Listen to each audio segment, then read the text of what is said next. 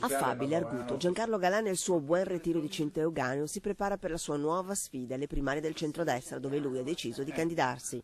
L'ho fatto per rappresentare un'area che è stata l'area dei grandi sogni, la rivoluzione liberale, i principi che erano a un passo dall'essere realizzati quando il consenso era grande e che invece il mio partito ha clamorosamente accantonato. Primarie sì, ma serie, spiega Galan, primarie dove appunto non c'è un unico candidato, primarie dove ci sia dibattito, confronto su tutti i temi, perché alla fine dovrà uscire un partito nuovo.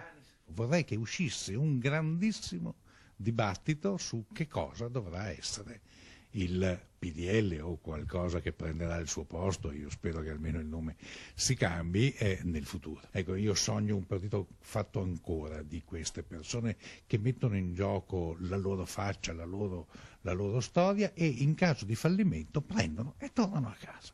Ecco, questo è il partito che sogno e che non esce, che abbia ideali forti.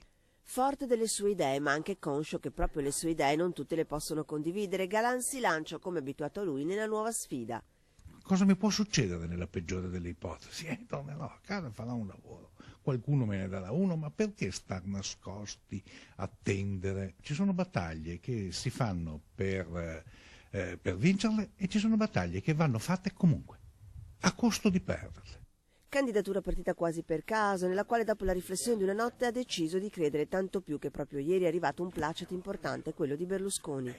Lui mi ha detto: hai fatto benissimo, va avanti, fra me e te non ci saranno mai problemi. E il futuro del centrodestra per Galan vede anche un rapporto diverso con lo storico alleato, la Lega.